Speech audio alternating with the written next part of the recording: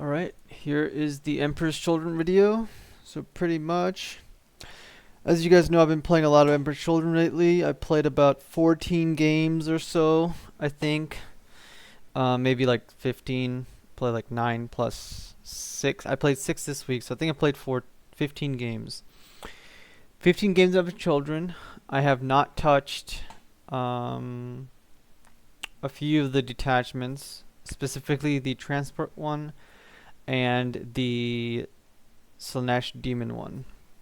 The reason for that is because they all kind of play the same, and I just haven't had enough time to play those ones specifically. But I've like theory crafted them, and obviously the demon one, as I said, was probably going to be one of the most powerful ones. Just because of the crit 5s most likely, which looks like it is. And Courtier, I play tested it. I'm not feeling it. The recent Art of War video, John Lennon lost against Votian, I believe it was. It was also a game where, you know, you're doing the simple Emperor's Children thing, but it just doesn't pay off sometimes into, especially into durable bodies or models. I found playing Emperor's Children that you just can't kill big shit if they bring a lot of it. Like if they bring one, you can kill it. If they bring two, you could have one big go turn and kill two big things if you dedicate your entire army. Like literally everything you have, pop all of your lords, once per game, Super Saiyans, all your enhancements, everything's gotta go. And at that point, you're completely in the open a lot of the times. You kill about maybe 600, 700, max 800 points of someone's army, and they pick up everything in your army. Because you're just two wound space marines that don't have invul saves, and you just get crippled. And once your lords, if they don't charge, they don't get lance, and if you don't charge, you don't really get a lot of benefits. And once your Super Saiyan is gone, 5 attacks at AP2, damage 2 isn't doing a lot.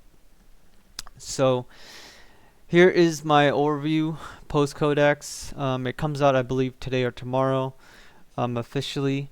But I played, 15 games. Gonna make this video for you guys who are interested in this army or are gonna be playing against this army a lot. So let's get into the detachments, and we're gonna be previewing everything that I wrote before, the strats and stuff, and my thoughts about it, and then kind of redeciding where we're at this moment. So it's gonna go forward. So Slaanesh Chosen. This is the one that there's a specific trick with Slaanesh Chosen. Okay, the one where if you kill a unit, you become the chosen unit. Okay, at that point you get the buffs.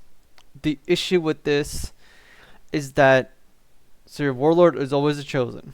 Okay, so he's the one who gets the buffs. So he goes in and does something, and that's okay. But then somebody else goes in and does something. Once he kills a unit, he then attains the buffs.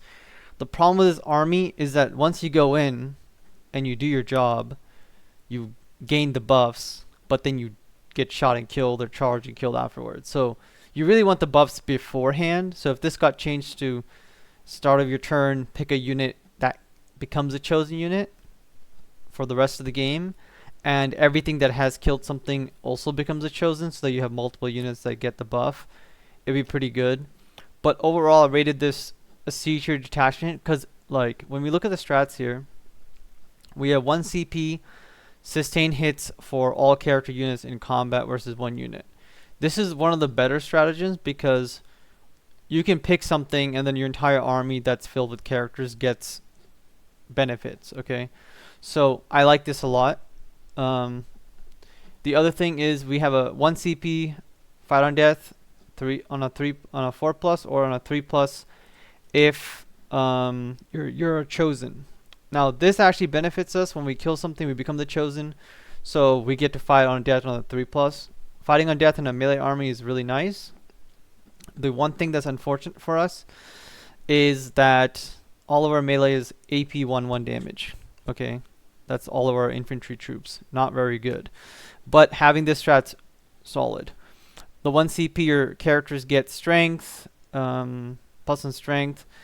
Okay, that are shooting. This is also a nice one because your shooting attacks, your melee attacks, get +1 strength, and this is something that works for things that are not chosen.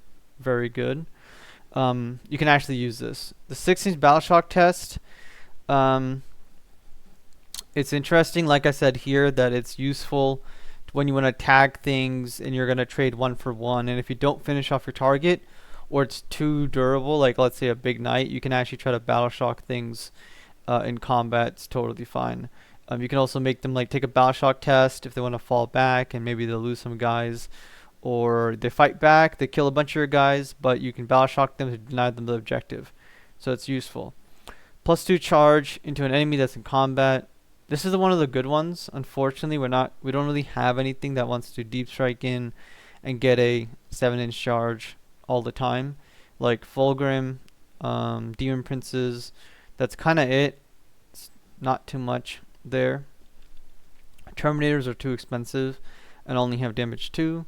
The Blood Surge is interesting. Unfortunately, we're not going to survive long enough for it to matter. And if we do get into combat, it still literally doesn't matter. Like, we don't do enough damage.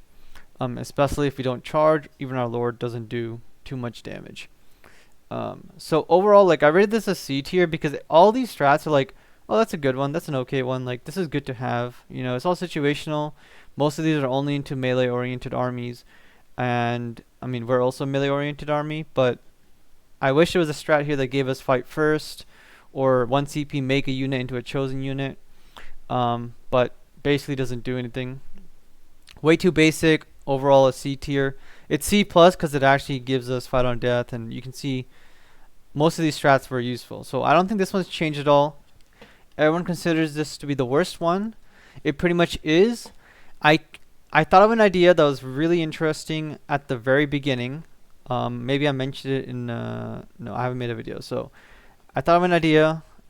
I've forgotten that idea. So if I remember it at some point, I'll mention it. But I'm gonna have to like open up the book and rethink about how to make use of this Slash is Chosen concept.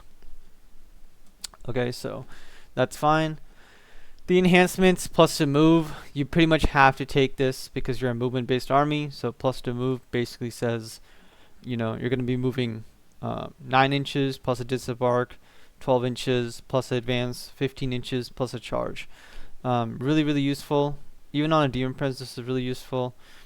But yeah, repulsed by the beak, desperate escape test, I don't really care. Proud, reroll battle shock test, it's like garbage. Slayer of Champions, +1 strength and AP and precision with a character is garbage, but I'm pretty sure this is the cheapest one. I think it's like 10 points. The +1 strength and AP is useful enough that you'll be taking it. Because there's no other damage output increase in this entire detachment. So this detachment pretty much stays the same. Nothing really gets changed. The chosen unit getting rerolls to wound rolls is really useful, especially on a Demon Prince or some other character. But besides that, it's not something that we really want. Getting to shoot somebody and then getting your noise marines just get shot back and die. That's the whole issue. Okay, so let's move on from this attachment. Pretty much not worth playing.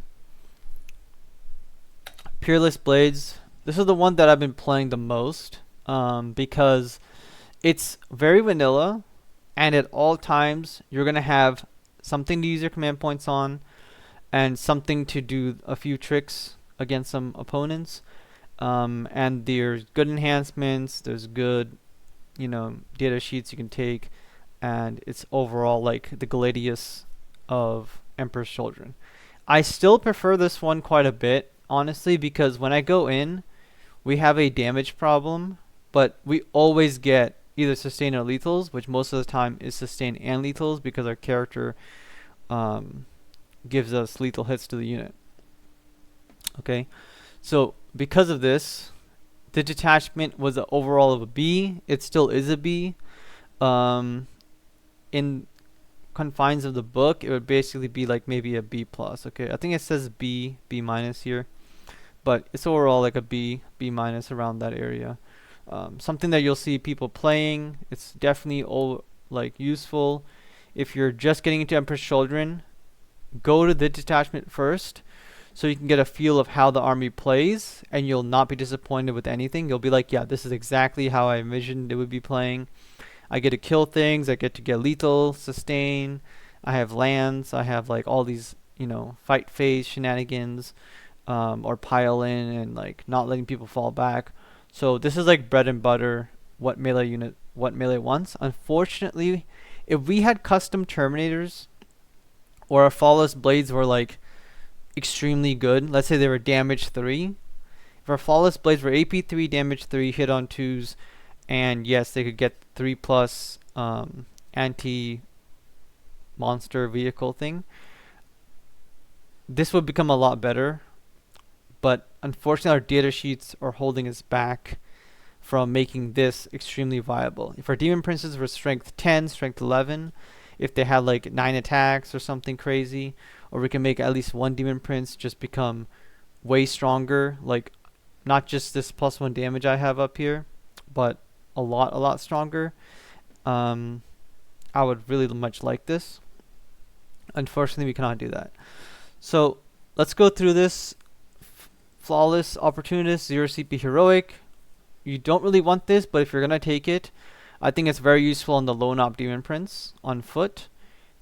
This is where I took it. It's really useful.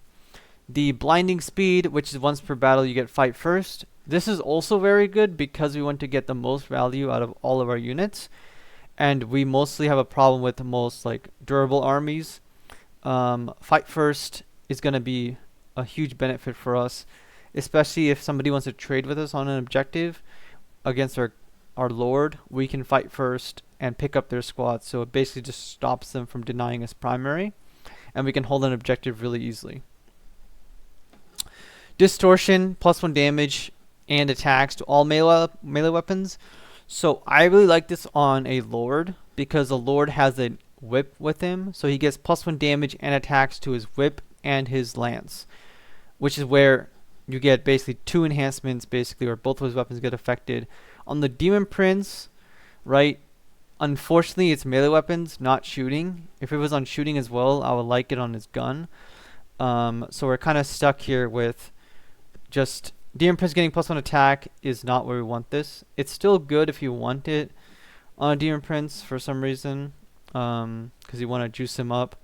Totally acceptable. Maybe on the one that's on foot, you could take it on him instead, but it's a good enhancement. You'll be taking it every single time. Rise to the challenge, be within 3 inches, end of the fight phase, can fight again. This is actually really good. Unfortunately, it's locked to infantry only, but what you do with this is you charge, okay, you kill a unit, and then you consolidate with this strat down here. Where is it? 6-inch pile in and consolidate. Okay. I believe it's only consolidate, not pile in. So this is a mistake here. It's only 6-inch consolidate moves, not pile in moves. So you get to go in 6 inches. Your opponent gets to fight you back. You really don't care. And your Lord gets to swing again all of a sudden. Okay. Now it's model only. But your model is going to have +3 attacks from going Super Saiyan. And he's going to kill a bunch of extra guys. So it's really useful, but it's hard to pull it off every single time. Okay, every single time you use it is pretty hard to pull off, because you have to be within 3 inches, 3 models. But you're gonna take it if you have the extra points left over, and if you do take it, do try to utilize it because you're gonna get an extra activation. And this army is all about like just sending out 5 guys, killing stuff, trading back and forth, and then overwhelming your opponent if your opponent messes up with our advance and charge, advance and shoot, our reserves. And then in this detachment specifically, we can kind of get extra mileage out of the 6-inch consolidate, locking people in combat. And if they fall back from us, um, where's the lock in combat? Lock in combat. Okay, there's no lock in combat, but we have we can charge somebody after we get into combat with them. And when they fall back, we can basically charge them. If they fall back within 6 inches, which if you do it correctly, you should be able to get it. So auto fight on death, super good. 6 pile-in, super good. -1 to hit. So this is a meh, right? The thing with this -1 to hit one though, it's not something that is very strong or good, but because we're playing MSU, this is going to come up often where your opponent designates, like, your opponent's going to send in like 5 Space Marines to kill your 5 Space Marines with Oath of Moment, let's pretend. The -1 to hit at that point will be very useful because your opponent has failed to kind of send enough firepower to guarantee the kill. And if it's not a guarantee, you can kind of keep your guys alive or keep extra models alive. And if they have just enough that they're going to kill your whole unit plus a character, like let's say 75% of the time, with the -1 to hit, it really does go down to like 50% of the time. Because they'll be hitting on 4s, winning on like 4s or 3s, and then you get a bunch of saves. +1 AP, you always use this. This is the one that you spam almost every single time.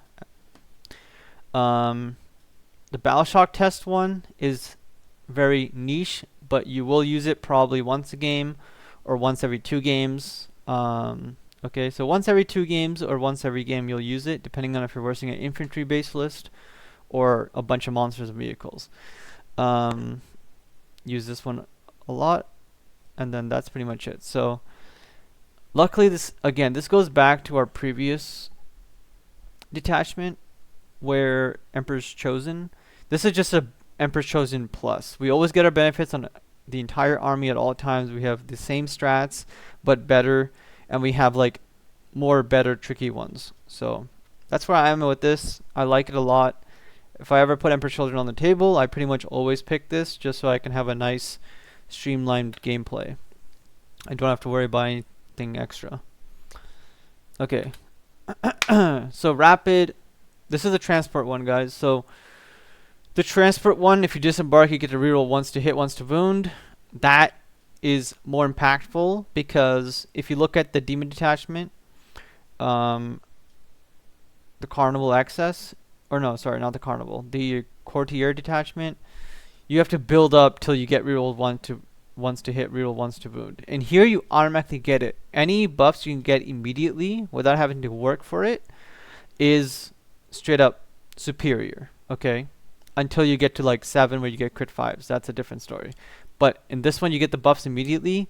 Rhinos are essential to our gameplay, so this is a very, very potent detachment.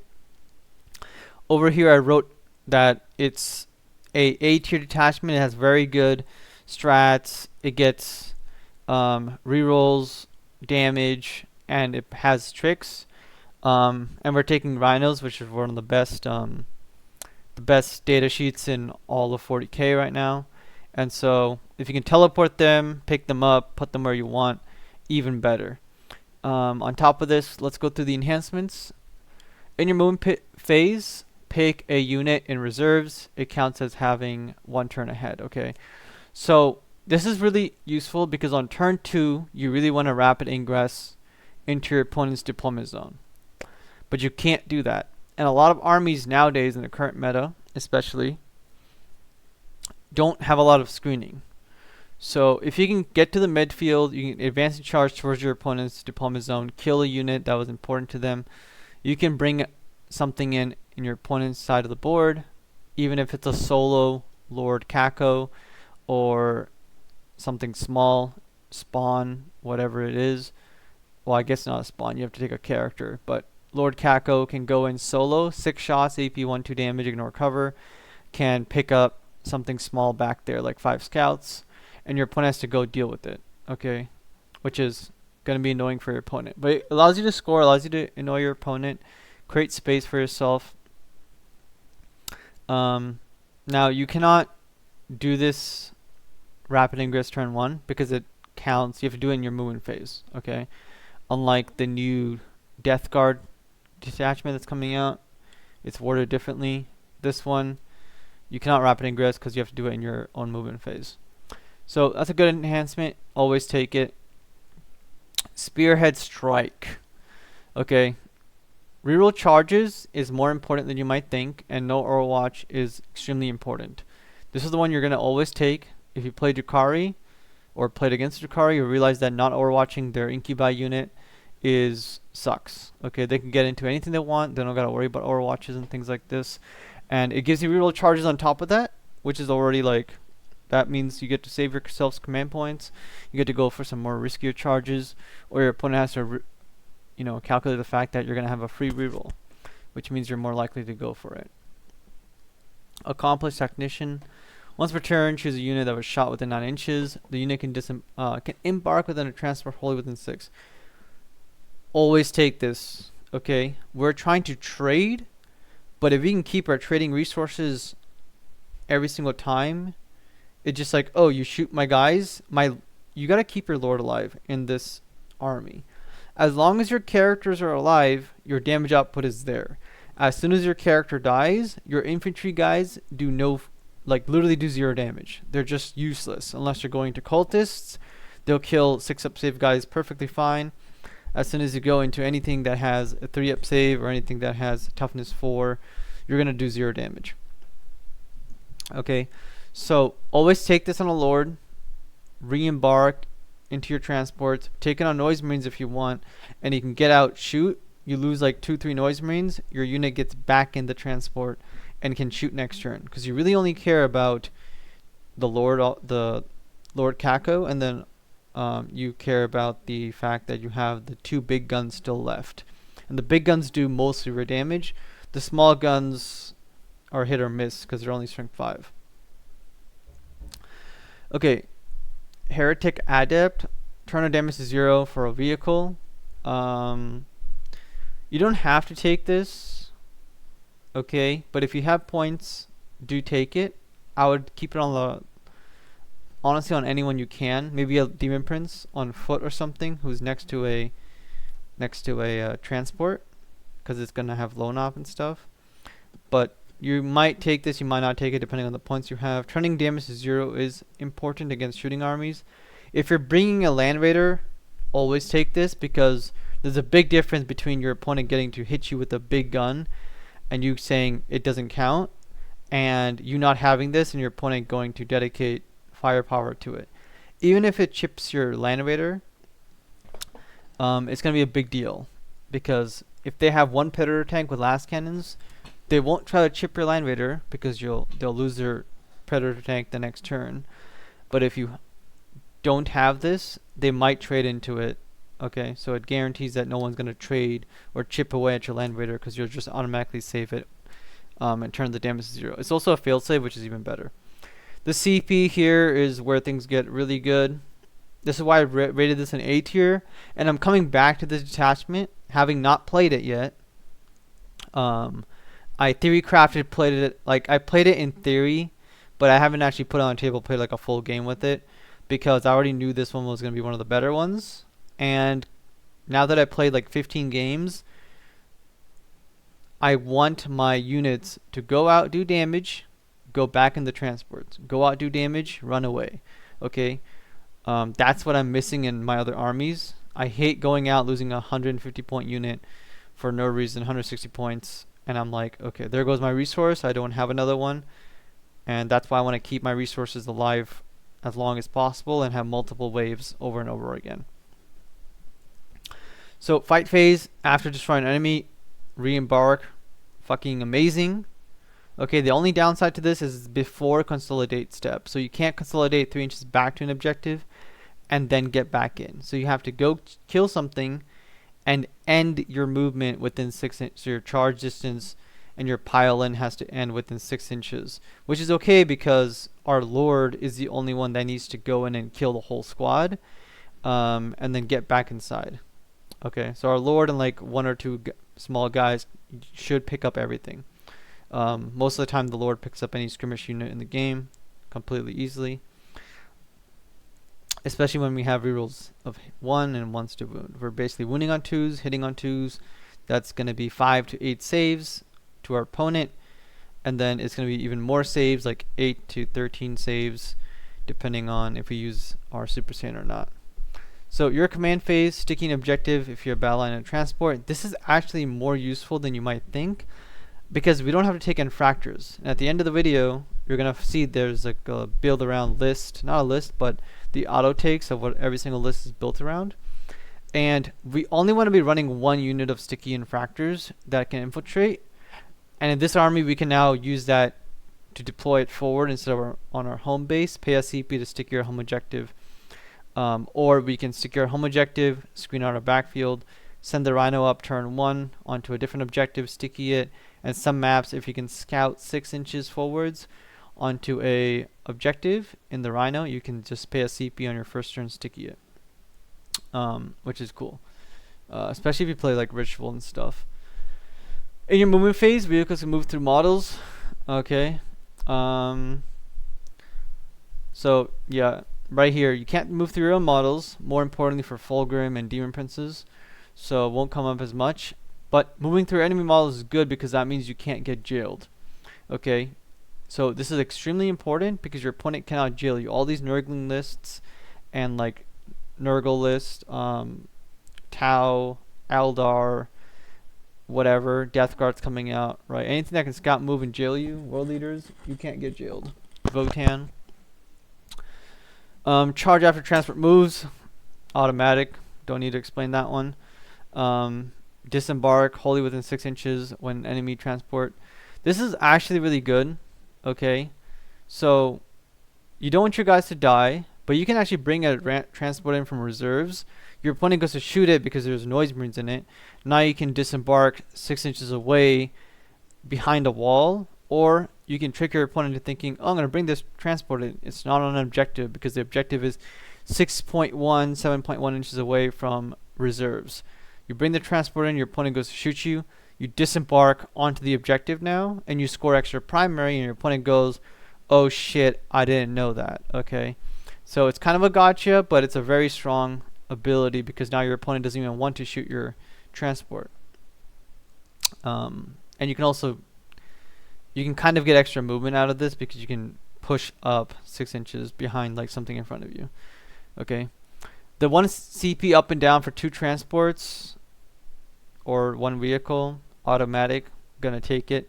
Up and down is super good. End of the game, you really want to get your transports up behind your opponent. The other good thing is that you can just be like, oh, my Land Raider is going to teleport behind you, and now the noise marines that are inside the Land Raider are going to get out and shoot everything clean. Okay, if you take Terminators, your Terminators can teleport behind your opponent with the Land Raider. You can do it with the Rhinos, you can do it with the open deck. It's really good.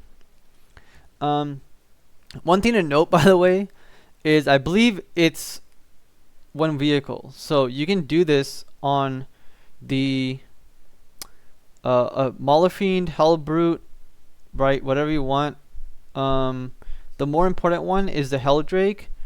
The Hell Drake is expensive, but if you can advance and charge it, kill something, maybe it lives, or if you get into a position where the Hell Drake wants to go kill something on the edge of the board, you can actually pick it up, put it back down, and let's say it's an aircraft mode, you can actually basically move it up infinite inches, go kill something, end your opponent's turn, your opponent cannot charge it, he shoots it or whatever, you pay OCP, pick it up, put it back down somewhere else, so that I can go for another charge the next turn, or go for a 9-inch charge somewhere else. Or just come down and flamethrower or something, or shoot something.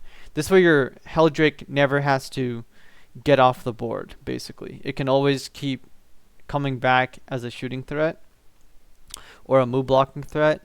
And you can guarantee that it keeps going out and doing its thing. So I found that interesting. It's probably not going to get used, but if you wanted to run a Hell Drake, it's cool.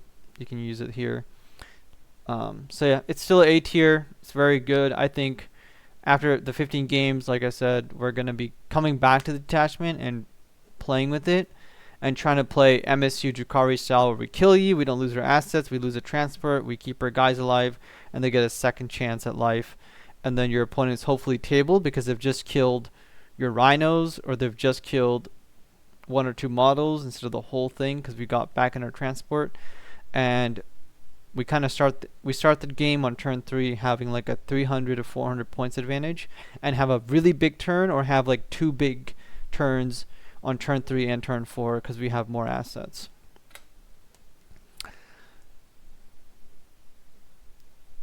Okay, this is the big one. Okay, you guys should know what this does. I'm going to go through it quickly. Okay, so at the beginning of your turn, or actually not even beginning of your turn, beginning of the battle round, which means if your opponent goes first, you have to decide this in your opponent's battle round. You have to make a choice of how many units are you going to kill, and you can pick 0. Okay, if you pick 0, you'll achieve it automatically. If you pick 7 and you don't kill 7 units, your warlord will take mortal wounds, which no matter where he is, he's always going to take mortal wounds. Okay, ignoring that point, what happens is you go out, you pick 1, you go kill it, and then you get a buff. Okay, the buffs are, I don't have it, yeah, it's right there. So if you kill 1 unit, which is the easiest one to gain, you'll reroll hit rolls of 1. That's fine, not a big deal. It's pretty decent buff considering that our characters are hitting on 2s and we only care about our characters. The big problem with this is though that turn 3 is the go turn. Okay, so if turn 1 you don't kill anything, turn 2 we kill 2 things, let's just say, we go to the reroll wound rolls of 1. On turn 3 we only have reroll 1s to hit, reroll 1s to wound on turn 3, which is our big turn. Okay, and let's pretend that it's not our big turn. If we want to get to the 5 mark or the 7 mark, we don't have our big buffs that are lethal hits and sustain hits and critical hits on 5s. We only have rerolls 1s to hit, 1s to wound. So what I found is playing this army, you're trading 1 unit for 1 unit, or 2 units for 2 units, and you basically have to send your lords out and then they die. Or you have to sacrifice your noise marines to go shoot something and then your noise marines die. Or the third thing is the demon princes that people are running. The demon prince goes out, maybe kills something because it's highly unreliable, and if your opponent's smart, he's not going to let his units die. Okay, so he's going to be like, yeah, I'm going to sit back here, and then on turn 3 you can kill a few units, and then you're not going to hit that 5 mark till turn 4 or 5. And if you don't hit the 7, you're basically screwed because that's where you're taking this army. If you hit the 5 on turn battle round 3, at the end of battle round 3, it's okay, you can still play out turn 4 and 5 depending on what resources you have left, but you really, really, really want that buff before turn 4 and 5. You really want it on the 3rd turn. The issue is you don't always get it on the 3rd turn, and if you try to gun for it, you're going to lose too many of your pieces. And if your opponent is smart or is very durable, like knights, you're going to not get it, basically. Okay, they're just going to stay away from you. They're going to be like, yeah, I'm not giving up my units because I can't take you off your objective anyways, so we're going to play the first few turns really, really passively, and then this detachment basically does nothing for you. The enhancements are pretty solid. We have Revive with D6 wounds remaining. You always take on a Demon Prince pretty much, unless you're not taking Demon Princes, which I'm not taking Demon Princes anymore. Unless you take the guy who's got Lone Up, I think he's still actually playable. Or you take One Wing Demon Prince, but I think the Lone Up guy is a little bit better. If you switch the points around, you'll see the Lone Up guy is pretty much better. +1 OC and leadership is really solid, and the reason why it's really good is because a lot of your opponents are going to try to kill your unit but leave like 2 guys alive, or they're going to go to try and out OC with battle line units, and what's going to happen is you have +1 OC, so you're just going to hold the objective. You can also make noise marines +1, okay, which is pretty good because your noise marines are the ones that are going to be holding an objective sometimes and screening, and so you can have an extra OC. Your opponent can't take it off of you anymore. Pledge Immortal Pain. Okay, this one is just whatever. I don't care about it. If you have extra points left over, take it on Lord K, and shoot somebody, and then that person will take a battle shock test and take mortal wounds on top of the other mortal wounds he's gonna take. You can take on a demon prince if you want, but it's not something you'll see. Pledge of Unholy Fortune, turn a dice to a 6. Pretty much because you have points left over, you take on a demon prince to keep him alive longer, or you take it on a lord. That's kind of it. Taking on a noise marine unit, you can also take on Lord K, but it's fine. Okay, 6 of Feel No Pain against mortals is useful. 6 of Feel No Pain against everything is basically garbage, but it has some merit when you're using it on a demon prince, or what I use it on is Fulgrim. So Fulgrim gets a 6 of Feel No Pain. That's the only way he can kind of try to tank 2 or 3 extra wounds. With the -1 to hit, it adds up. Okay. Ignore modifiers is going to come up when it comes up. Otherwise, it's nice to have. The fact that you have it on a strat is actually useful. Because there's a lot of armies out there that are going to be like armor. Well, they're going to be -1 to hit, -1 to wound, etc. You really want to get through them. Use this. Start of the fight phase. Okay, so something has to fight into another infantry unit. What you do with this is you charge 2 characters, 3 characters into 1 unit, because you have to kill something really big. Let's say a bloodthirster. Okay, but the bloodthirster is going to interrupt and kill you. So you go to start a fight phase, pay a CP. You have to swing into unit number 1. Unit number 1 now activates, does this damage. The bloodthirster interrupts and kills unit number 1. Then the unit number 2 and 3 still get to activate and pick up the bloodthirster. So it is useful. I do like it, and if someone charges you, it's also useful.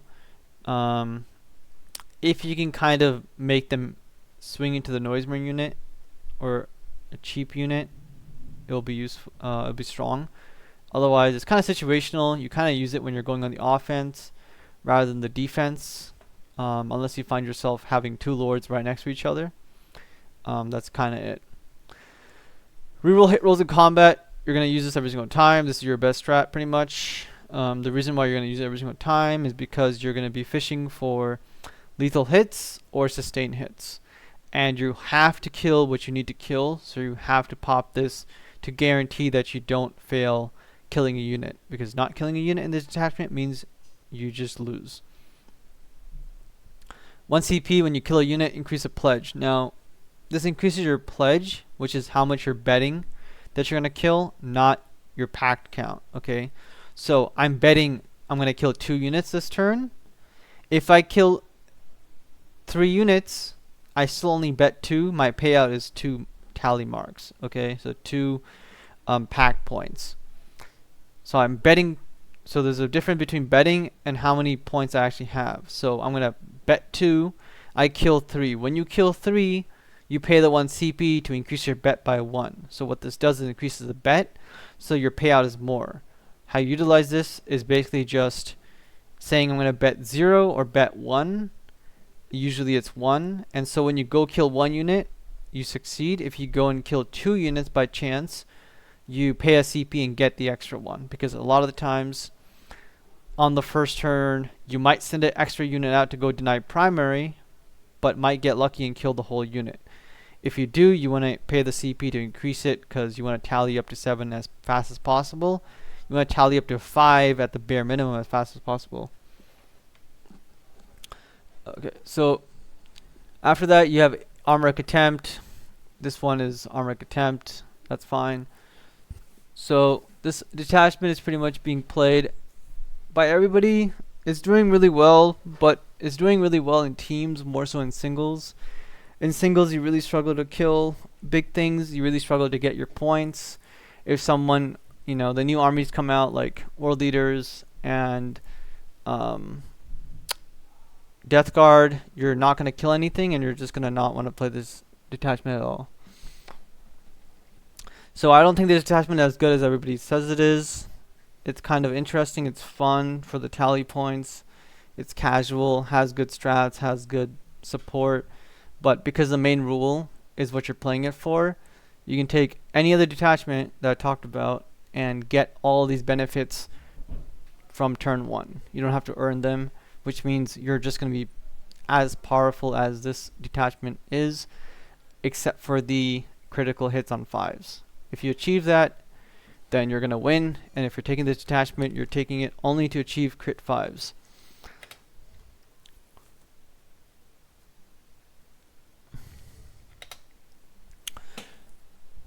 Okay, this detachment is one that I really like, and the reason why I like it is I know I rated it overall as a C+, because it gives you rerolls to advance and all that, which is actually more useful than you might think, because you're advancing all the time. Your entire army advances every single turn. Because it advances every single turn, you're basically guaranteeing you're going to advance as a 4 or 5 or a 6. Which is really useful because then your charge distance becomes way better. You don't have to go advance 2 or 3 inches and make a 7-inch charge. You can advance 4 or 5 and make like a 5-inch charge. So that's why I really like this. The enhancements are kind of okay. +1 to hit and +1 to wound is not the best. It might be good if you're taking like a big Terminator squad or a big unit, but overall don't take it. Intoxicating Musk is -1 to wound if the strength is higher. You do want to take this on a Demon Prince basically, so it'll be hard to kill. But most of the time the Demon Prince is going to get hit so hard that it's going to die. The melee one with Lone Op though, the Demon Prince on foot, this is more useful on because your opponent's going to melee it and charge it, which means you can either interrupt, or when your opponent goes to try and kill it, it's -1 to wound, and all of a sudden their Primarch or their big unit doesn't kill it, and then you get to survive. The redeploy 2 units, I think you'll always take this every single game. This is more useful than it may seem. This is the one that I'll always take, looking at it. Because I'm trying to manipulate the board, I need to have my units in the correct positions, and because I'm taking rhinos, I can't really drop like 17 units. I'm kind of missing 2 or 3 drops to make better decisions. Also, putting a unit in reserves, usually a 6-man noise marine brick goes in reserves. Now you can put it on the table, find out where your opponent's going, and then put it into reserves afterwards and try to manipulate the board. Move through enemy models is, yeah, like I said, not that exciting, but you'll take it if you have the points, so you can charge through your opponent's models. If you roll like a 6 on the advance, get right up to them, charge over them, get into things behind them. Could be useful. I think if I can take this on a foot Demon Prince, this actually might be useful since I haven't actually played with this enhancement yet. Okay, so again, this is another army that gives you 1 CP sustained hits. Always use it. -1 to wound in the fight phase, infantry only. It's too expensive, but again, this kind of goes back to armor contempt or -1 to hit. You use it when you can. 2 CP is like ridiculously expensive, but -1 to wound against a lot of armies can really make them suffer since they don't have any rerolls. You're probably not going to use this a lot, but if you have a lot of CP left over, go ahead and spend it. Auto 6 advance, this is why you're going to play this detachment, is because you need to make your opponent sit all the way back. No more averaging, oh, we're going to average a charge distance of 21 inches. No, the average charge distance is now 24 inches, okay, which is way better, and they're going to have to respect that at all times. Also, if you want to go for a play and you have to go for a play, it's just 1 CP, I'm there, okay? 1 CP, my Rhino or whatever wants to move, gets to move. My Noise Marines get out. I get to shoot an angle, moving 18 inches at all times. My Demon Prince gets to move super quick. The best stratagem in this detachment, and one of the best stratagems in the whole codex. Okay, so -1 to hit in shooting phase. Again, it's very situational. You're not going to be using it, but if you take a Land Raider, it's actually strong. Because 10th edition, there's not a lot of armies that have pluses to hit. They have only rerolls to hit. So if you can get minus to hit, it makes a huge difference in someone's output. Especially when they're shooting last cannons and they have like 6 shots, -1 to hit. They're only gonna get 3 hits through, maybe 0 hits through, and so this is good. If you put this on Fulgrim, Fulgrim has a -1 to hit now always and fight first, so he's protected from shooting and melee. So when Fulgrim goes down in points eventually, it's going to be pretty strong. Up and down, 9 inches is good. You'll be using this a lot. And the Flat 6 reactive move is extremely useful because if your opponent's playing a melee army, you go out, you charge, you kill them. Then you go 1 CP, I'm going to reactive move back behind the wall or close to the wall. Behind that wall resides a Rhino or a Land Raider. You get back into the Land Raider or the Rhino and your unit is untouched. So this is really, really solid. I think we're going to be moving this from a C+ tier to a, honestly, like a B tier. I was really like hesitant on putting this as a B or a C+ because everything is kind of coming up to a B. But I think now that I've played 15 games, it's pretty much a B. I'm going to try to play this one more because I just want guaranteed sustain. I want guaranteed benefits when I pay a stratagem or when I take an army. I don't want to be sitting around for 3 turns with no detachment rule and not using half my strats.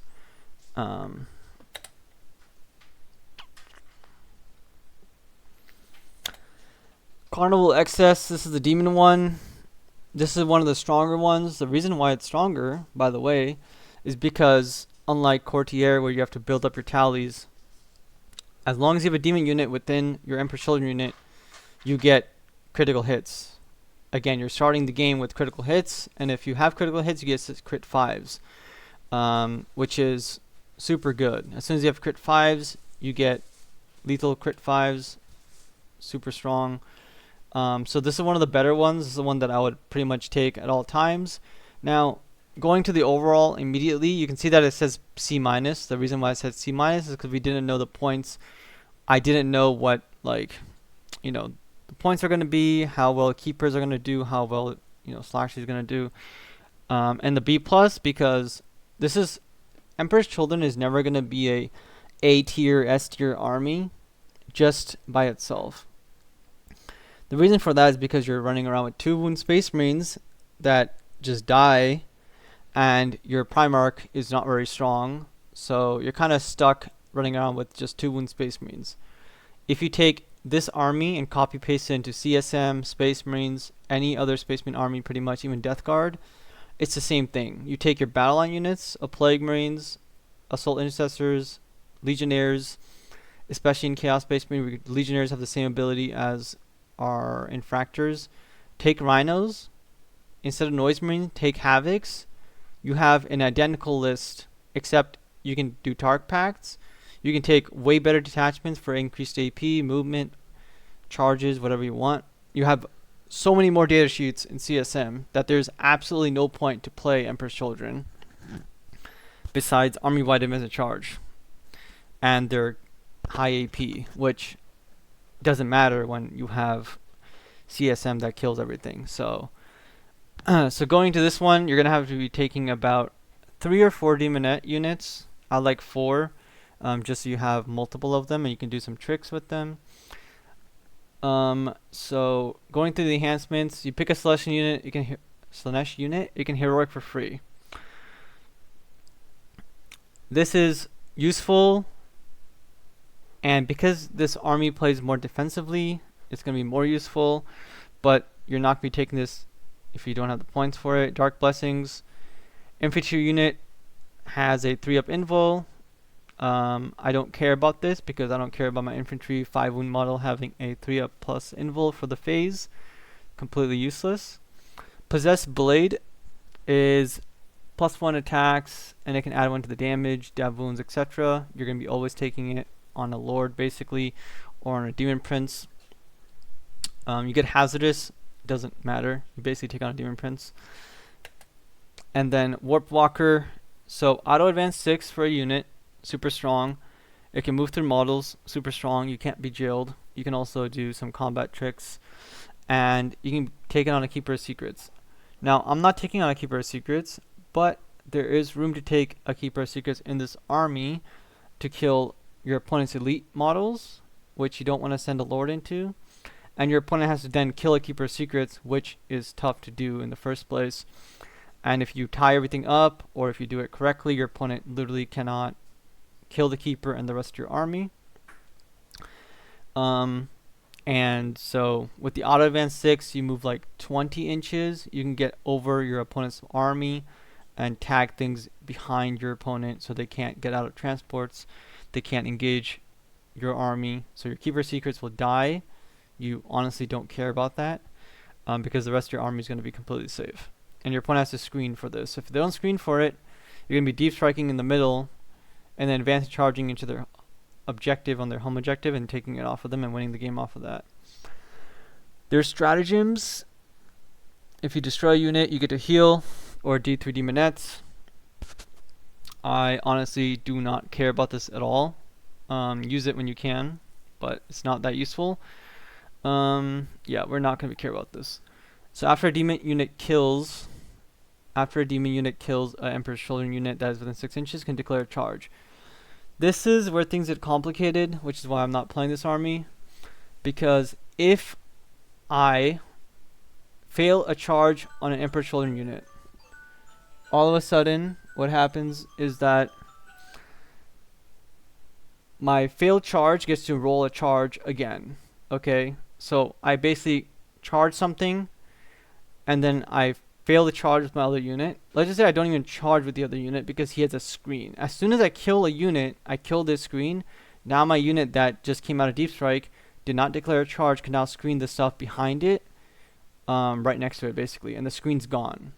So this is really, really useful for getting a reroll on top of a reroll. Okay, so you basically come down, you make a charge, you fail it, you make a charge again with the reroll, you fail it, you kill a unit, you pay another command point, and now you should make the charge on a 9. Okay, so that's strong.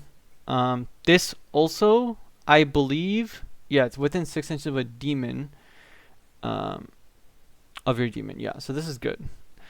2 CP, 6-inch consolidator for demons. It's not the best, but demonettes OC2, it's more useful for them. That's pretty much where that ends up. Using it on a warp walker would be pretty good. I don't remember if it works for consolidate moves or just normal moves where you can move through models. If you can move through models in the consolidate step as well, it's more strong.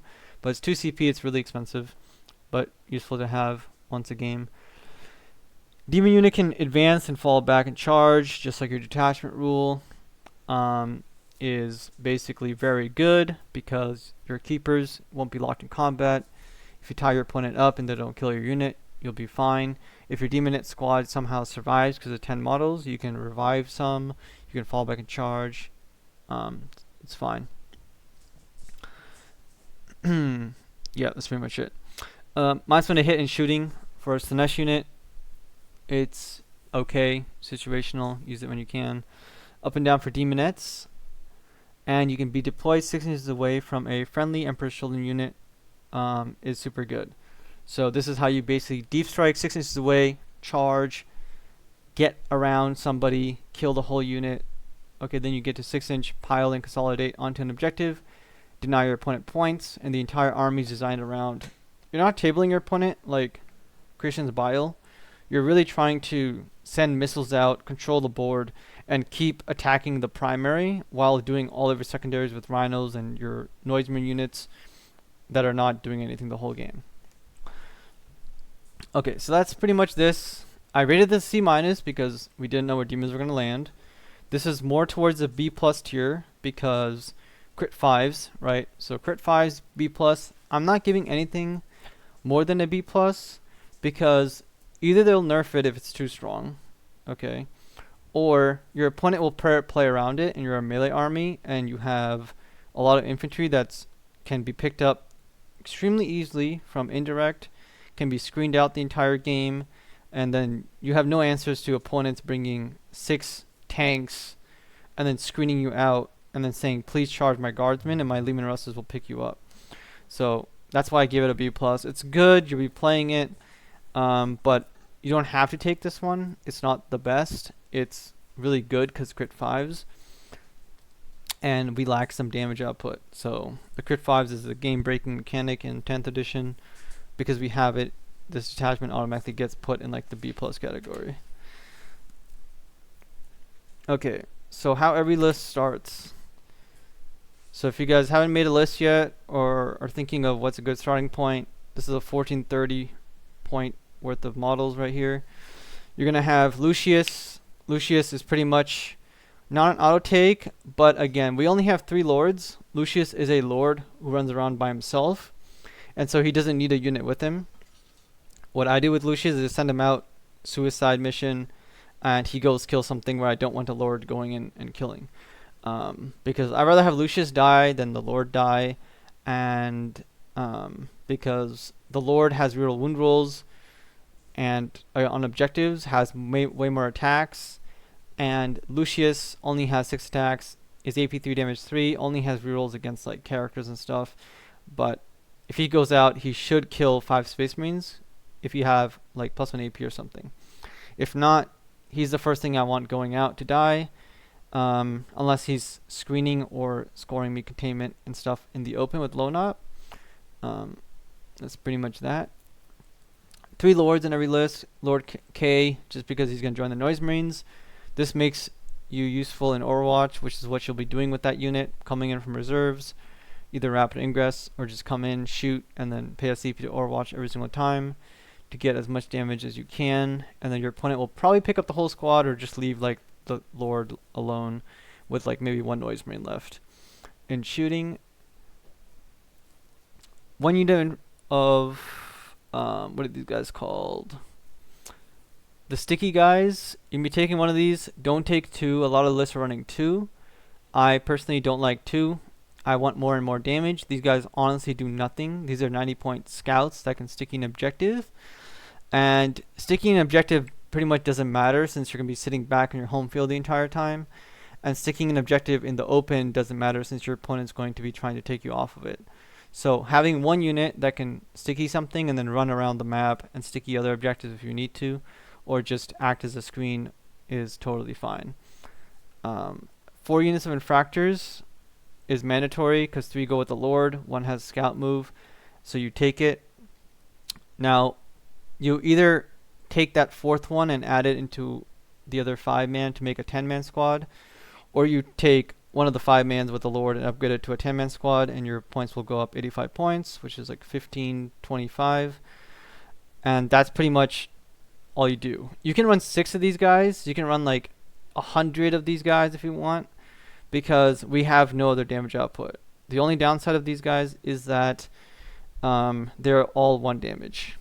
The positive side is that you need them because they're OC2. There's a lot of missions that allow you to do actions and stuff or raise banners with battle line. And on top of that, if you kill something, you get a command point on a leadership test, which you'll be killing things every single turn. So you'll be getting extra command points every single turn, pretty much, or at least half of them. Which means you should be getting a command point half of the game with these guys and the other half of the game with pitching a card. A lot of time playing this army, I pitch a card early on, because like recycle it in the command phase, because I want to score as many secondaries as possible early, since half of my units in my army are not doing anything besides staging, and 1 unit goes out, kill something, trades, and I keep doing that for 3 turns. 2 rhinos. These are important. You can add a 3rd one in. You can add 4 rhinos if you want, but you want to start with 2 at the bare minimum. And then 3 new units of Noise Marines, because we need shooting and we need something that actually has strength 10 on it and damage 3. Besides that, our opponent has to respect it, and you want to be using them in the rhinos to shoot the big guns out, and then your opponent shoots a rhino, kills it, but the Noise Marines are basically not going to die. And some lists are not running all 3. Some lists are running 2 Noise Marines, which is perfectly fine. The reason why they're doing that is because they're trying to fit in more infractors or like other things, enhancements, another Lord Cacophonist, or they're trying to add some noise, not Noise Marines. They're trying to add a few Beasts of Chaos. The Beasts of Chaos are good. I would definitely put one of this, but this is not where the list starts, so it's not on this page. There's no Demon Princes on here because you can take the Foot Demon Prince for extra AP. You can take the Flying Demon Prince for some damage and durability. I'm not taking 2 or 3 Demon Princes that fly because as soon as you take 2 or 3, you're in a boat of stat checking your opponent with -1 damage, and I'm not about that life. A good opponent will just kill them. They're not going to get stat checked. They're not going to give a shit that you have -1 damage on Demon Princes, and they're only strength 8, so they do basically 0 damage, what I found. And I want more and more OC. I want more and more, like 40 attacks, 60 attacks, 100 attacks. And I honestly want to add in a Fulgrim into the list or a big ass Knight to deal with stuff. Haven't tested Terminators yet, or just add in more Beasts of Chaos.